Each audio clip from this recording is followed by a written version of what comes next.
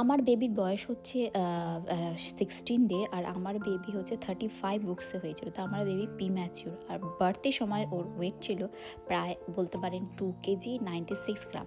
But এখন তার wait হয়েছে 2.5 KG. Because this is the one solution is, আগে আপনি বেবির ওয়েট গেইন করতে চান বা প্রিম্যাচিউর বেবি ওয়েট গেনে একমাত্র সলিউশন হচ্ছে ব্রেস্ট ফিডিং। আমি ওকে এক্সক্লুসিভ ব্রেস্ট ফিডিং করাই, আর 2-3 ঘন্টা পর পর আমি ওকে ব্রেস্ট ফিডিং দিই। আমি ওকে খুব বেশি টাইম ধরে ব্রেস্ট ফিডিং দিই না, সামান্য পরিমাণ 15 থেকে 20 মিনিট 30 মিনিট পর্যন্ত ব্রেস্ট ফিডিং করি, যতটাও খেতে চায় দেন। আর তারপরে সবথেকে বেশি ইম্পর্টেন্ট হচ্ছে বার্পিং করা। আপনি বার্পিং তো অবশ্যই করবেন, না তো বেবির কলিক পেন হতে পারে বা অন্য কোনো সমস্যাও দেখা দিতে পারে। আর যাদের ব্রেস্ট ফিড, যেসব মাদের ব্রেস্ট মিল্ক নেই তারা তো অবভিয়াসলি ফর্মুলা মিল্ক ইউজ করবে। বাট আমি কোনোদিনও ফর্মুলা মিল্ক ইউজ করিনি, তার জন্য আমি আমার ফার্স্ট বেবির ক্ষেত্রেও ফর্মুলা মিল্ক ইউজ করিনি। তাই আমার কোনো ঠিক তার তেমন ধারণা নেই ফর্মুলা মিল্কের ব্যাপারে।